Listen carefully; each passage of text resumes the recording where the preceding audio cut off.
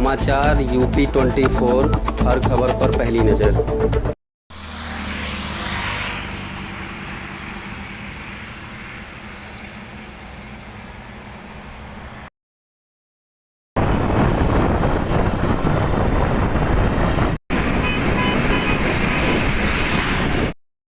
जी, मैं आज खड़ा हूँ वाराणसी के राजा तालाब क्षेत्र के रखौना, वाराणसी के आराजी लाइन राजा तालाब क्षेत्र के रखौना स्थित, जो कि ये भारत के प्रधानमंत्री नरेंद्र मोदी जी का संसदीय क्षेत्र है।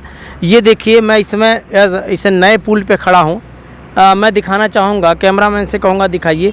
ये जो रूट जाती है नेशनल हाईवे 2, ये वाराणसी चंदौली होते हुए कोलकाता के लिए निकलती है।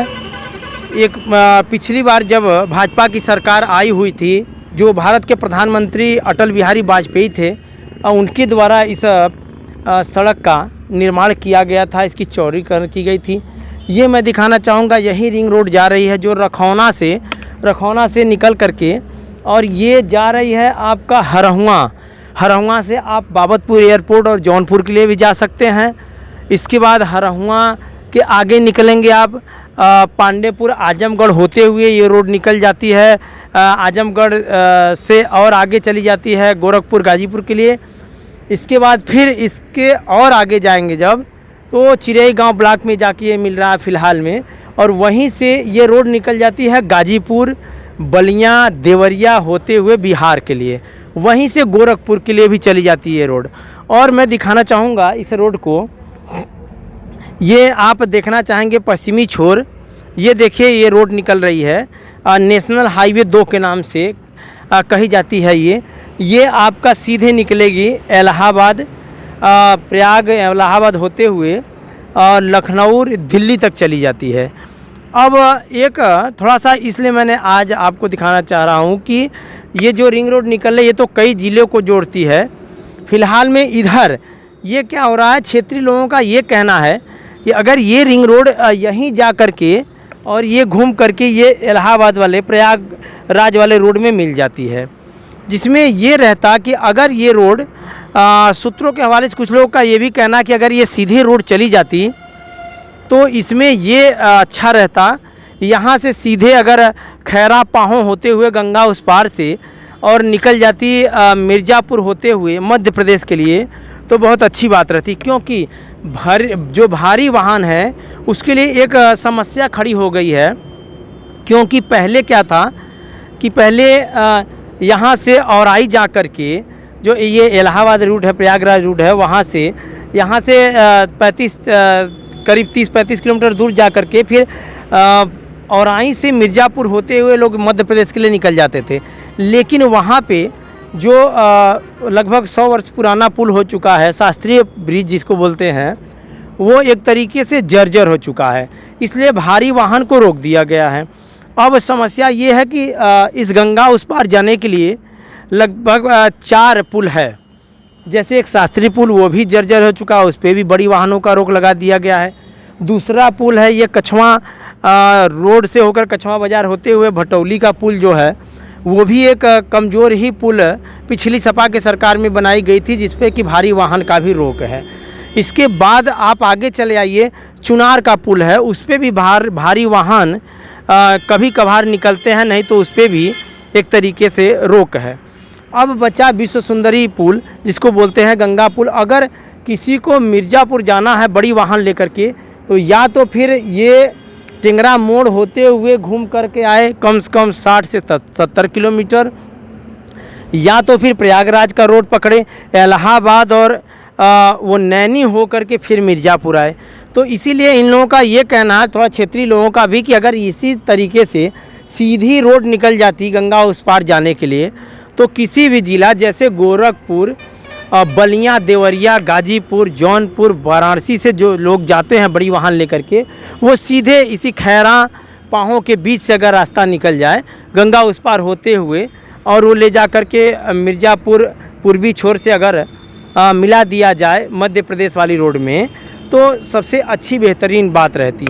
अब मामला ये है कि अब ये तो अगला सरकार का प्रोजेक्ट है, जो भी हो, अब मैं ये दिखाना चाहूँगा कि ये रोड एक तरीके से तैयार हो चुकी है।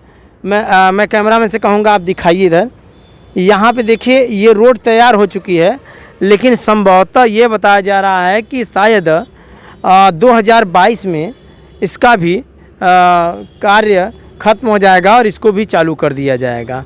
इसीलिए आज मैं यहाँ पे आया हूँ यही दिखाने के लिए, और इस सभी ग्रामीणों का मैं ये दर्द बताना चाहता हूँ कि इनका भी ये कहना कि अगर ये रोड निकल जाती मिर्ज़ापुर के लिए तो भारी वाहन भी आती जाती और हम लोगों को भी एक अच्छा सुविधा मिल जाता। लेकिन आगे सरकार की क्या प्रोजेक्ट है वो तो सरकार ही बता सकती है। जी अभी आप देखिए एक लेन तो रेडी हो गई है, लगभग तैयार हो गई है, लेकिन दूसरा लेन देखिए ये मशीन पड़ा हुआ है। और मैं दिखाना चाहूँ, कैमरामैन से कहूँगा दिखाएं, ये अभी पूरा रोड अभी क्लियर नहीं हो पाया है। ये देखिए यहाँ पे ये अभी जो बगल का डिवाइडर है, डिवाइडर भी क्लियर तैयारी नहीं हो पाई है। इसलिए संभवतः ये लगाया जा रहा है कि लगभग ये इस साल 2021 तो ख़त्म ही हो जाएगा। और ये देखिए यहीं से वाराणसी के लिए रास्ता निकलती है, आगे राजा तालाब चौराहा पड़ता है, वहीं वहाँ से जनता के लिए भी तो एक रिंग रोड निकाल दिया गया है। ये देखिए अभी कार्य चल रहा है और सभी यहाँ पर देखिए पूरा भी सामान यहाँ पे सब पड़ा हुआ है। और ये नेशनल हाईवे 2, ये देखिए वाराणसी चंदौली होती है, पीछे आपको दिखाऊंगा है, वहाँ पे इलाहाबाद प्रयागराज होते हुए दिल्ली के लिए निकल जाती है। ये मैं दिखाना चाहूँगा, ये देखिए अभी नीचे मैं आ गया हूँ पुल के। ये यहाँ से देखिए ये हरहुआ और बाबतपुर के लिए निकलता है, यहीं से ये रोड आ रही है जिसको रिंग रोड बोला जा रहा है। ये देखिए ये घूमते हुए ब्रिज को आपको मैं दिखाना चाहूँगा।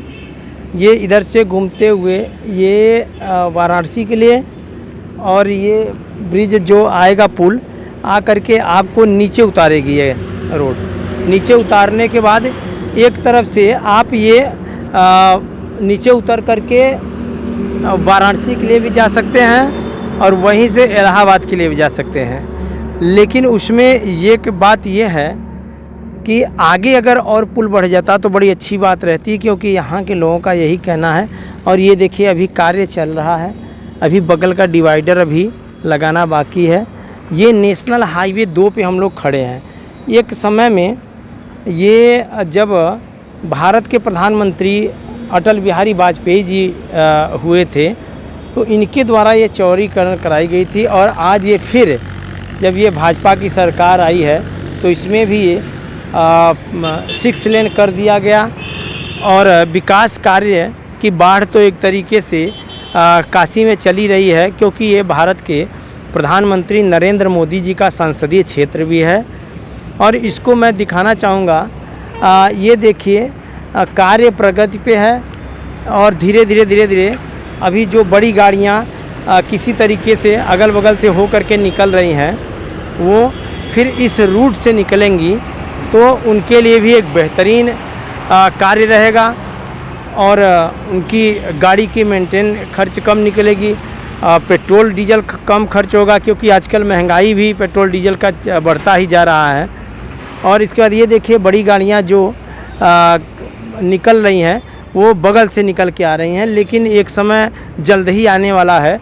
शायद संभवतः ये जताया जा रहा है कि 2022 तक ये ब्रिज चालू कर दिया, ये पुल चालू कर दिया जाएगा। और इस पुल पे चढ़ने के बाद आप यहीं से बाबतपुर, जौनपुर, लखनऊ भी जा सकते हैं। इसी पुल से आप वाराणसी में भी जा सकते हैं। इसके आगे बढ़ते हैं तो सिंधोरा बाज़ार भी जा सकते हैं, फिर वाराणसी शहर में आ सकते हैं। उसके आगे जाएंगे आप तो सारनाथ भी जा सकते हैं। सारनाथ का भी इसी रोड के बगल में ही पड़ रहा है, जो कि भगवान बुद्ध की ये तपोवन स्थल है। यहीं पे 5 शिष्यों को उन्होंने अपना शिक्षा दीक्षा दिया था। और मैं ये कहना चाहूँगा कि भाजपा की सरकार में सड़क का कार्य अच्छा किया जा रहा है।